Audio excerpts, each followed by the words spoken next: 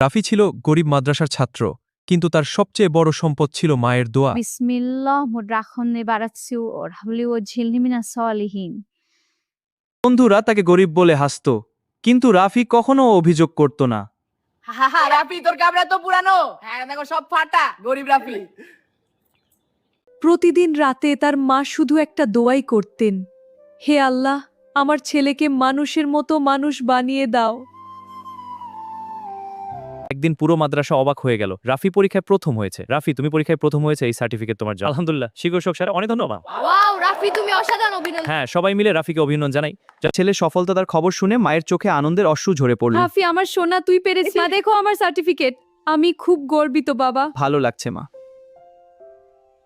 মনে রেখো, মায়ের দোয়া এমন এক শক্তি যা ভাগ্যও বদলে দিতে পারে।